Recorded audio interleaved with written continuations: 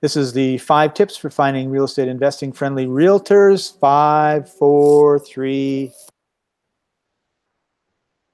If you are a real estate investor or you want to be a real estate investor and you need and want funding for your deals, regardless of your income, regardless of your credit, regardless of your experience in real estate investing, don't go anywhere, because in just a moment we're going to plug you into the money for your deals. Well, welcome to Real Estate Investing with Jay Conner. And of course, I'm excited once again to have my co-host on the show, Chaffee Wynn from Chicago. Hello, Chaffee. Hello, Jay. How are you doing today? Fantastic. Of course, as I said a couple of days ago, yeah, you're from Chicago, but you're not in Chicago, right? Where are you at? I'm not. I am still in Bellingham, Washington, so about an hour north of Seattle. And in a couple of days, I'll be heading down to Olympia, Washington, which is about an hour south of Seattle. So exactly. Well, I tell you what, on this show, Chaffee, I don't want to keep the viewers and listeners waiting at all on how to get plugged into the money. And here's how, folks. I've got a live event coming up in just a few short days away, and you get to come for free. You can't beat free, F-R-E-E. It's a $3,000 event.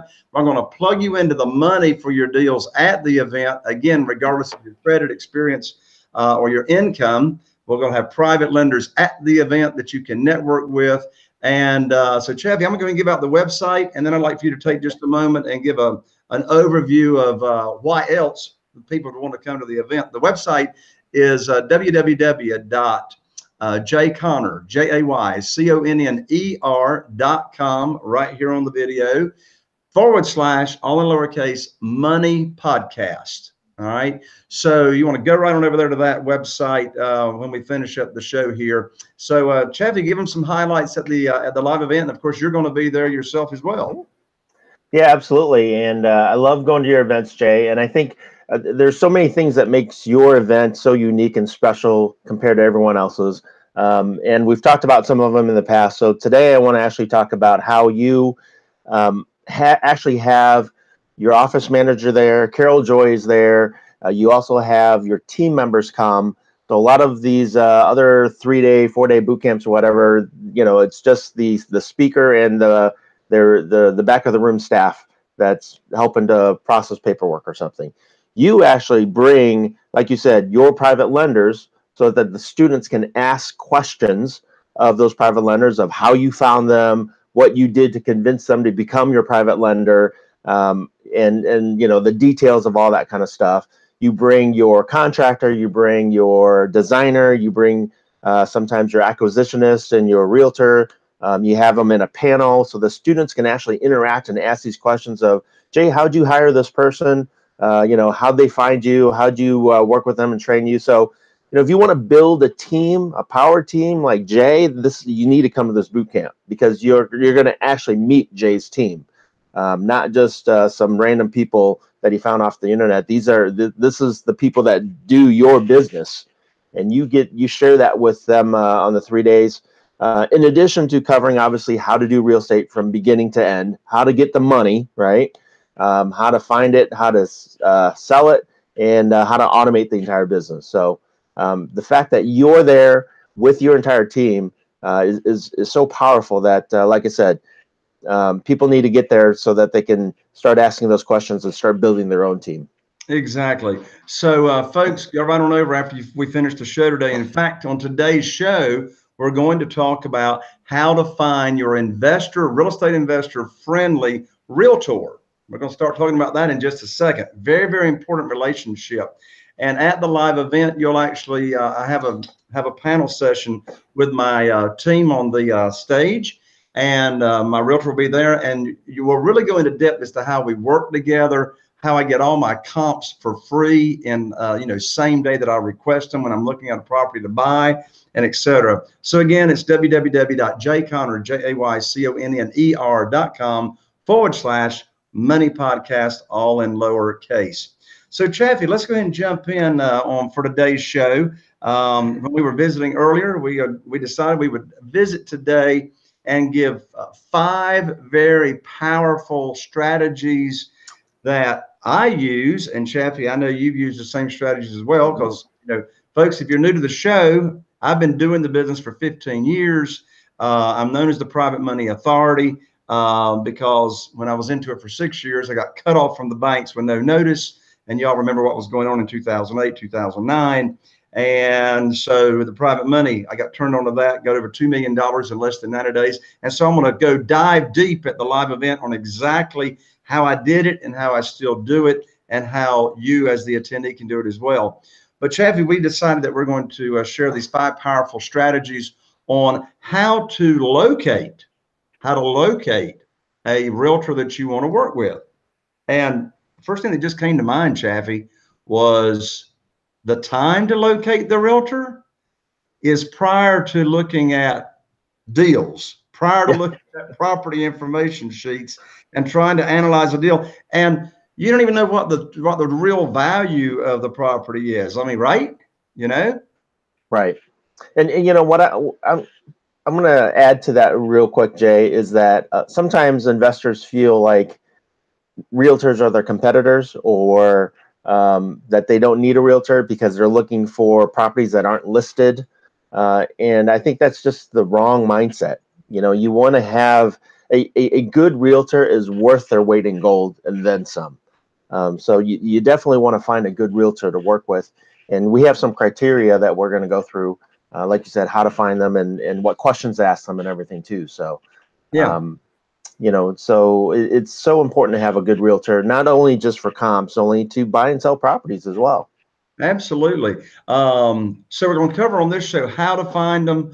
Get onto the live event. We'll dive deep. You'll see exactly how I work with them. So I'll tell you what, let's do it this way, Chaffee, on today's show. Let's just go back and forth a little bit. All right. Okay.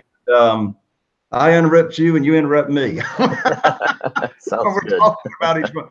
So I'll go first. Number 1, and that is contact, particularly if you're new, contact your local, we call it RIA, which stands for a Real Estate Investing Association. And you can also, and you know, you just search for that, you know, online. All right. You know, type in REIA, all in comps, in your local city and state, and you know, it'll help you find the local one. Now, something that's become really, really popular are meetup groups. I mean, I've got a good friend up in Philadelphia. In fact, Chaffee and I, he's friends with both of us. His name's Jim Zaspel, and he's got a meetup group. He and his wife and my lands, they've had, I forget how many hundreds of members. So check out Meetup, check out your local RIA. Now, once you contact them, you want to go to the meeting. Go to the meeting. In fact, if you're not a member, you want to join. You definitely want to join your local RIA for multitudes of reasons that we don't have time to go over on this show.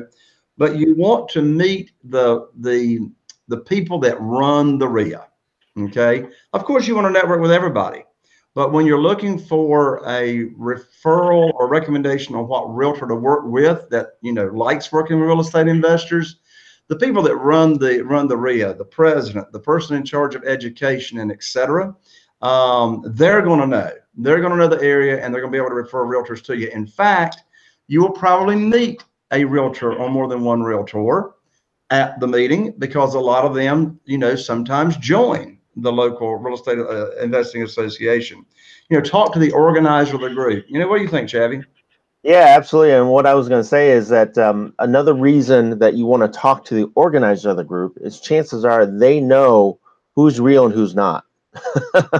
and who is a real realtor, right? That's right. And who's a real player and who's not, right? Or who's just, you know, blowing smoke sometimes. Because, you know, while I love RIA groups, sometimes it's the blind leading the blind.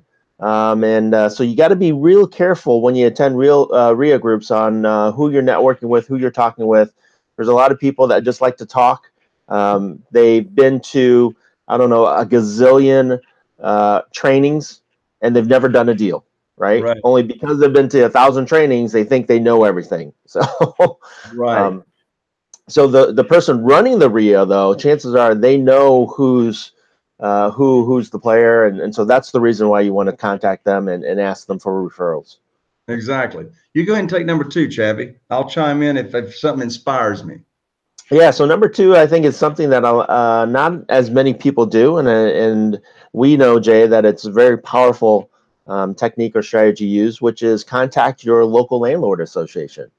And why would you want to contact your local landlord association? Obviously, they're managing lots and lots of properties, and they have connections with realtors that are obviously looking at investment properties for other people as well. So those are the kind of realtors you want to work with, as a matter of fact, and we'll get more into that later on, is a realtor or real estate agent that knows how to work with investors. And so your landlords obviously are managing properties for other people, or they're investors and owners themselves. So they're going to know real estate agents that are investor friendly and will want to work with you. Exactly. So definitely reach out to your local landlord association. Yep. All right. Number 3 and number 4 are sort of tied together. Number 3 is contact your local realtor association. And number 4 is, what do you say, or how do your interview questions go after you've gotten referrals? So number 3, contact your local realtor association. They are going to be very glad to talk with you and give you information, because that's what they are there for. That's why all the realtors pay fees to the local realtor association, because what you're looking for when it's always best to go in person. All right. Always best to go in person when you're doing this type of networking to get information. They're much more likely to give you even more information once you're there versus over the telephone.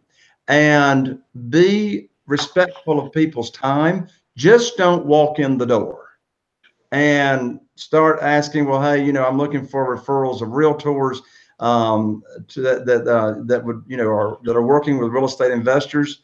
I would call them up and tell them what you're interested in, but set an appointment.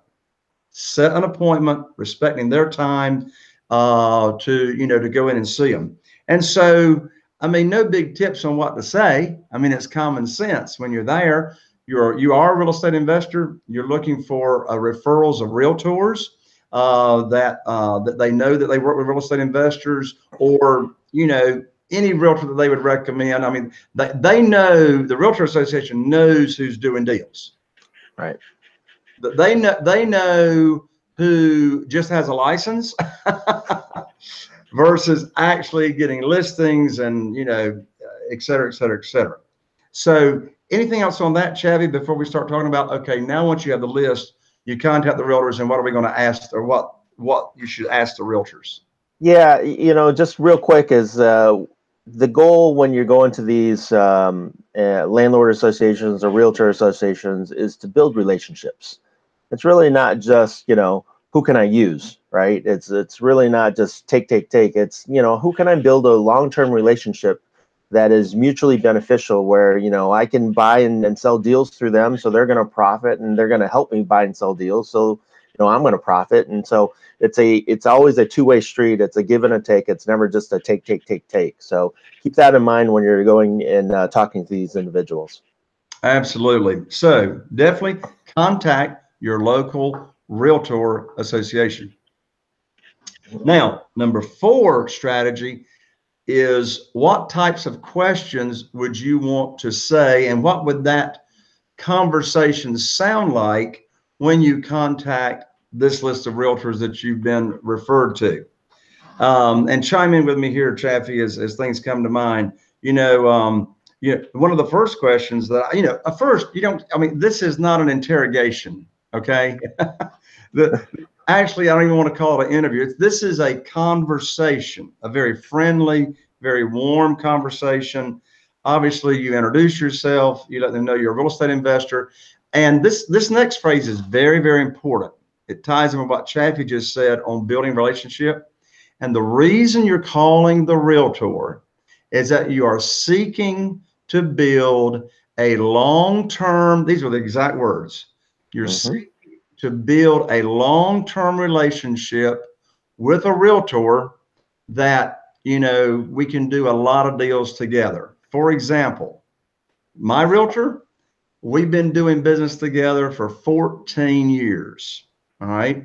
Now, of course, you know, the most dangerous number in any business is 1. All right. So my primary realtor is not my only realtor, but he gets, you know, the largest amount of my business. So you're seeking to build or to begin and build a long-term relationship. You're not just looking to buy one house. Okay. And of course, you'll want to tell the realtor in that conversation how you anticipate working with realtors, how it is that they would really benefit by doing business with you. Like, I'll just give you one tip right now on how I work with my realtor. Any deal that my realtor does research on, well, if it's a FSBO, the realtor's not going to get paid, right? If it's listed in MLS, the realtor's going to get paid by the seller, okay? But if any research my realtor does for me that's an off-market listing, for sale by owner is what I'm talking about, a FSBO. Well, when I'm ready to sell that house, if I decide to list it and not sell it on rent to own or whatever, then of course, who's going to get the listing? The realtor that did the work. And so one of the first questions I would want to ask is, how long have you been a real estate agent working in this area? Now, that's not a deal killer if they're sort of new to the area, but I'd want to know. I mean, doesn't that make sense, Chaffee? Absolutely. I think that's an important question to ask, just, you know, to get a feel of their knowledge of the local market. As you said, you know, their knowledge of processes and everything. Only that's just an initial question, though. I think there's a lot more questions that we're going to talk about here that hold a little more weight than that. Exactly. Then another question I would ask is really open or ask an open-ended question. And that is, well, what are some of your favorite kinds of deals to list? For example, some realtors don't want to mess with anything in war zones, and I don't either. Some realtors, I mean, I know a realtor right here in this area that typically does not list any first-time home buyer price points. This realtor that I'm thinking of really don't want to list anything unless it's, you know, at least $300,000 and up. And so she has built a network of a huge network from Raleigh, North Carolina, all the way to the coast of people that, you know, invest in higher priced properties. Well, that's not a realtor for me to work with, right? Because we focus, even today after 15 years, my focus is on investing in properties that are, we call them bread and butter houses, entry level houses. I typically don't want to go above the median price range, okay? Because the biggest pool of buyers that are going to buy our houses are first time home buyers, right, Chaffee? Absolutely. And so you always want to stack the odds in your favor. Like you said, find the biggest pool of buyers available and market to those individuals or target that industry. Exactly. And so after I ask that open-ended question, I'm then going to ask directly, well, do you work directly with real estate investors? Okay. Now, here, let me fill this in. Let me fill this crack in. So whenever I go to buy a property, a very, very important part of this process and relationship with my realtor is, let's say I'm looking at bank-owned properties, and I have my realtor send to me and my acquisitionist every day, every new bank-owned property and short sale that has hit the market and any price reductions. Okay. So that would be part of the, you know, part of the conversation, looking for, you know, those to be coming. And of course, any that I receive from that realtor, I'm going to put the offer in through the realtor. But you see, here's an important part of the relationship. When a bank-owned property hits the market, I'm not talking to the listing agent unless the listing agent is my primary realtor that I'm talking to. But you want to be careful about an inherent conflict of interest. Here's what I mean. And Chaffee, you can chime in on this in a second. And that is, if the listing agent, so like some listing agents, that's what they specialize in. That's what they specialize in is listing bank-owned properties. All right. So if I've got my listing agent is the relationship my primary relationship, isn't there an inherent conflict of interest of asking the listing agent that's got the house for sale, what's the fair market after repaired value I mean, it's like, you know, they in the listing agreements, they've got this clause to where they can be dual agents. They can be representing the buyer and the seller. I'm sorry. I'm sorry. I don't know how you can be totally representing someone while representing someone else at the same time. Comment on that, Chaffee? No, I agree. I mean, the agent should have a fiduciary responsibility with the person they're working with, and if they're working with two people whose goal is the seller to make the most money and the buyer to save the most money, there's a conflict there. So that's definitely a good question to ask: is what do they specialize in? Are they a listing agent? Are they a buying agent? Do they do dual agency? I have an agent I work with that just refuses to do that. I mean, he's like, I know I'm going to make commissions on both ends, only he knows there's a conflict, so he doesn't do it. So he just, that's out. Yeah. So, and again, like my realtor, we've had this relationship 14 years. Well, he had only been in the area like 6 months. All right. But he was hungry. Oh my lands, he was hungry. And you know who I'm talking about, Chaffee? Chris. yep. Mm-hmm. And so, I mean, his attention to detail. I mean, I could just tell on the phone. I was talking to someone that's a thinker brain, right? Well, you need a thinker brain realtor. This particularly if they're going to do comps. I mean, I'd almost rather have a root canal than do a comp on a day of figuring out what this after repaired value is going to be by looking at, doing adjustments here and adjustments there. So if they do work with real estate investors, then I want to ask, well, do you have a process? Do you have a process? You just ask them, how hungry are they? No, I'm just kidding. Yeah. If you're really hungry, then hey, we'll get the process figured out. And this is just about getting to know the other person. But I'd be interested in knowing, well, if you do work with other real estate investors, what do those relationships look like? So the realtor may not know what you mean by the question, what's your process, right? So, and again, that's not a killer if they haven't been working with other real estate investors, but it'd be nice to know. Chaffee, a real important question is, well, when you're looking for real estate investors, how do you find properties for the real estate investors to consider? What's your criteria? What's your search criteria? And in fact, at the live event coming up, I've got a whole in the event manual. I've got an entire list of hot search keywords that you can give to your realtor for them to do a continual search. Comment on that, Chaffee? No, and so what you said is important. Is what is your criteria? What is your process? And they don't necessarily need to have it. And if they do have something, it just shows their level of experience. It shows where they're at and how much they understand working with investors and what we're looking for. Exactly. And one other question that comes to mind before we move on, unless you have another one to suggest, Chaffee, and that is, what's your negotiation process look like? Like when we're coming up with what we want to offer on the house or the property, then what's that negotiation process look like? Are you going to be able to suggest to me, well, where should we start, particularly if I'm new on making an offer, and negotiate up to it? And how do you communicate with the listing agent? Any thought on that, Chaffee? Yeah, so a good question to ask as a follow-up to that is, are they willing to make offers way below market asking price? Exactly. If you can justify it, right? And so if you can show them, hey, this is how much the repairs are, and so that's why I'm making this offer, and it's $50,000 below asking, are they still willing to do it? Because some agents will just say, well, that's ridiculous, I'm not going to do that. And in reality, a good agent by law has to make the offer, right? And so, are they willing to do that, and are they comfortable doing that? Some are and some aren't, and you obviously want to work with the ones that are willing to do so. Exactly. So that is a list of good questions to ask the realtor or realtors that you've been referred to in order to figure out who you'd like to start working with.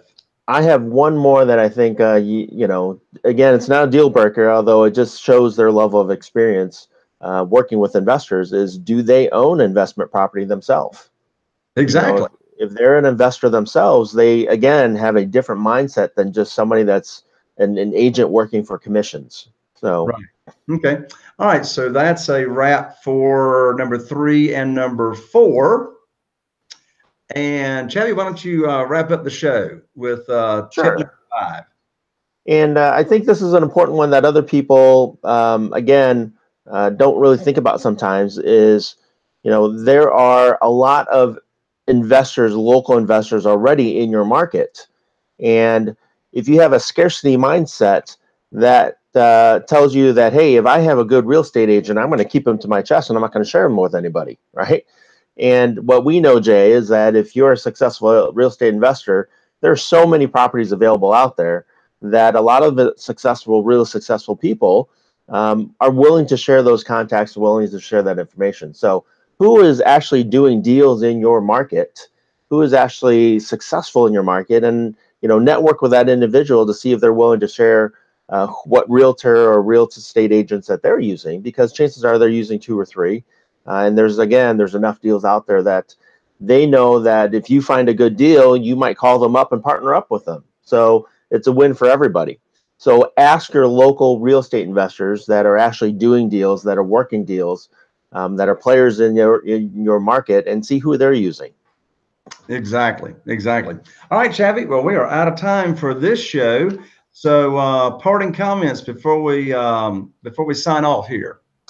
No, again, what we covered today is just finding one team member. When they attend the boot camp that's coming up, you're going to have multiple team members there, and you're going to go through a similar process to say how you find these and how that they can find their own power team and put them together. So, if you haven't registered yet, absolutely register. Go to the website that you're going to put up and get registered for the boot camp and really learn how to build your team the right way, ask the right questions, and find the right people. Exactly. And I did think just a moment ago, Chaffee, the event is free, but I failed to mention earlier there is a minimal $97 registration fee, but the event itself is free. And so be sure you can go over there and check it out, and hope to see you at the event. So, Chaffee, thank you so much for joining me one more time here on the show. Absolutely. And to all of you, look forward to seeing you at the live event that's coming. Hey, Jay, up. if they want to hear more great information like this, what should they do? Thank you. So yes, folks, if you're listening on iTunes or just audio versions, we ask you, it really helps us out, if you would subscribe, rate, and review. And if you are watching on YouTube or any of our videos, subscribe so you don't miss any of the information. Give us a thumbs up. And in the comment section below the video, you can type in any real estate investing related questions, and we'll get all your questions answered. With that, thank you for joining us here on the show, and looking forward to seeing the live event. And here's to taking your business to the next level. Bye for now.